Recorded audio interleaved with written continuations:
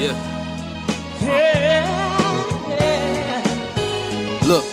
I first off, it's the man of the hour, thrown to the wolves when he once was a coward. Mr. Naked. People know who they're talking to, who they're listening to. Khywan though. D-Shot. Cap of the Kid. Awesome. And what is your group called? What are you guys about? We nostalgia, and basically everything rooting from the word nostalgia is what we about. So basically the way I see it is like nostalgia is reminiscent of a past time. So it's like as kids, everybody had this certain spirit that they was rolling with. So nostalgia is basically trying to like reinvent that spirit, and that's what we trying to push forward. Awesome. And what do you do in the group? What's your job description? My job description, really, I started nostalgia, so my job is just to like direct everything that goes on, pretty much, and everybody just helps with that, makes their own contributions. Awesome. What about everybody else? What do you guys do? Well, I'm a rapper and a producer for Nostalgia Records. And yeah, my job is basically just to make beats and make music type shit. Okay. It's okay. You can say shit. You good. Cool. What about you? Nah, I just rap. Feel me? So, coming from starting this group, where did this come from? Where did this vibe come from to make this group? Why did you start the group anyway in the first place? I really started it because personally for me, I felt like a lack of direction for myself being in college. And then like I always had an interest in music and fashion, everything that we doing now. So I was like, fuck it, I'm gonna just start something and we gonna do it, because what else we gonna do? And also, this is my son, Marky D Visuals. He's behind the camera. We can't see him. He gotta get some love. Awesome. So from rapping, what's your name? What's your rap name again? One more time. Cap of the Kid. Cap of the Kid. So why did you start rapping? Because I feel like people nowadays just rap for fun. People nowadays don't really rap for any substance. People just be rapping to talk. So what substance do you bring? Well, first off, I started rapping when I was like 6, and eventually I got out of it, but then I got back into it around the time when I was 14 because I saw the art element within rap, because I'm an artist first, you feel me? But what I wanted to bring to music was I wanted to display an abstract vision sonically, you feel me? Nice. So that's what I try to capture with my lyricism and with my production. Nice. And everyone's from Brooklyn? Yeah, type shit. I was raised in Brooklyn and then raised in Staten Island. So what's the different vibe from Brooklyn and Staten Island? Because I'm not from here, so I don't really know anything else but Brooklyn for real. This is all I really know. So is there a different type of like rap vibe out there as well? Rap wise is I don't know. Rap wise is different. Like Staten Island lacks a kind of culture, to be honest. What do you mean by that? Elaborate. Like Staten Island is the place where it's kind of like they just try to mimic all of the boroughs, to be honest. Interesting. It's interesting to know. I mean, I wouldn't know, so I wish I had someone in here from Staten Island to come back at that. What do y'all think? Do y'all agree that's the same? That's how y'all feel as well? I feel like as an outsider, Staten Island, people from Staten Island, the music that they make is definitely more free-spirited than people from the other boroughs. Nice. I feel like people from Manhattan, Brooklyn, we try to like stick within the New York sound, and people from Staten Island, they got sounds like nobody else. Right. So what's your group name again? It's Cap of the Kid. Oh, D. Shy. Okay, so you basically, you said you started the group. Yeah. Right? And what else did you say you did as well? I started the group. I'm really the main person with creative direction when it comes to the clothes, and I also make beats. Nice. So you made the hats, the hats that you actually have on right now. What gave you that what's the word I'm looking for? That vision to make it in that type of vibe? Because I mean, you should explain it too, because the people don't know what it's looking like. They can only hear it. So go ahead and try to explain it a little bit. So basically, the hats is corduroy, and I chose corduroy because I wanted to distinctify this from everything else that's coming out. And what inspired the corduroy is honestly Big Sean. Like Big Sean was rocking corduroy hats before anybody, and I was just like, fuck it, we gonna bring it back. It has the clock on it. The clock is our main logo. The clock represents time, nostalgia. So nice. That's the basic thing. So what else are you trying to like eventually go into more creative directing things? Like what else are you trying to do beyond this group? Like, what's your 5-year goal for this? You gotta think about stuff like this. Yeah. Nah, I know, but it's so much that I'm trying to give you a straightforward answer. He's more like 20 years.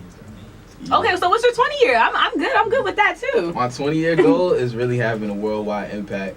My goal for nostalgia, as far as the clothes, I want to go all over the world and do pop-up shops in different places like London, Australia. Do pop-up shops, of course. My son Khywan, Kappa, they do music, so I want them to be on a broad scale with their music, be out here doing mad shows all over the world. Right.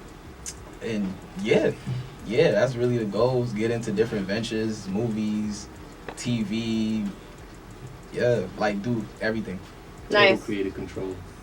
I respect it. So, Khywan, my friend, you dropped a tape recently.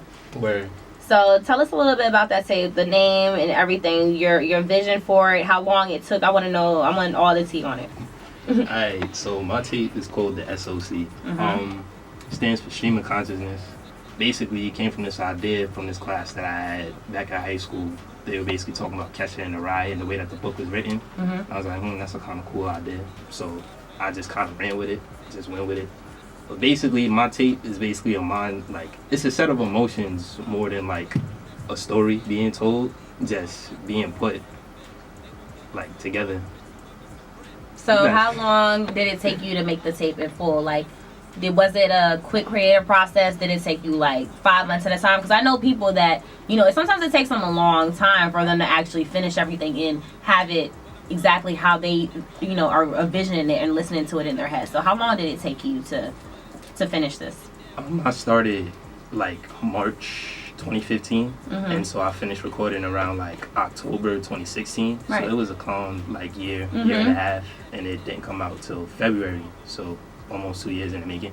Right. So how did you feel when you finally were like, all right, like I'm about to drop it, like fuck it, it's going out now. Like how did you feel? Like what were you expecting? I was mad. I was expecting to blow up on the spot. Nah. I was excited. I was like, finally, all this hard work, because it's not until you dropping a project that you actually understand everything that goes into dropping a project. Right. Like you got to get all your licensing, all your beats ready, everything got to be mixed and mastered to the fullest degree. If things don't sound right, got to go back. You got to spend more time waiting, and sometimes you kind of grow past your work. So it's like if you spend too long on a project, it may not be good after a certain amount of time. Right. Do you get any inspiration from any artists that are alive, that are in the game? Word, like anytime, a whole lot of artists. Like I listen to a lot of music, and I feel like that's a problem of mine. But Why is that a problem? because it's like sometimes the artist, you want to be as organic as possible, and you don't necessarily want to, like pick up things from other artists.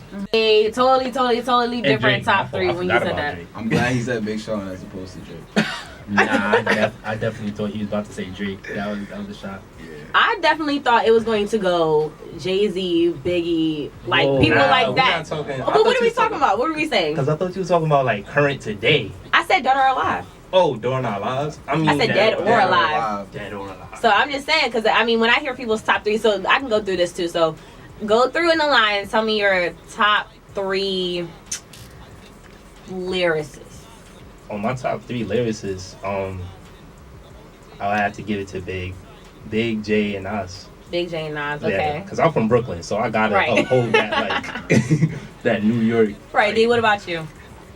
I want to say like Hov, Nas, and Kendrick. Okay. Yeah. What about you? I'd definitely say Kendrick, Big, and Jay. Everyone's always in the same area. I feel like Jay is like everyone's favorite, top, always up there. Of course, Biggie, I always hear that, but I always hear a battle between like Nas and like Jadakiss recently, and also Eminem. But people don't talk about Eminem anymore though. Because he fell off. Because you kind of grow out of him. Yeah. What do you mean? Is it just because of how he raps and the stuff that he raps about kind of gets old? Yeah. Yeah, because he's always talking shit.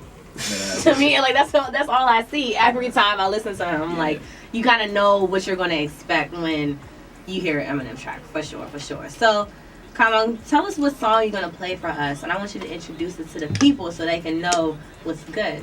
The song's called AAD. It's the first song on my project. Basically, me introducing myself, addressing everybody who's listening, featuring my producer, Daniel Timothy. Shout out to him for getting this whole tape together. A lot of struggles, a lot of, tension moving through the process, but we got it done, and we're going to continue working in the future. All right, that's great. So this is AAD? Mm-hmm. AAD. So, okay, we're going to go ahead and listen to AAD right now, and we will be right back.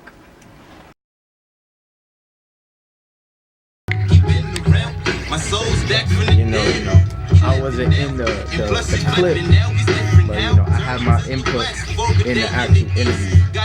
Behind the cameras, I gotta do my job.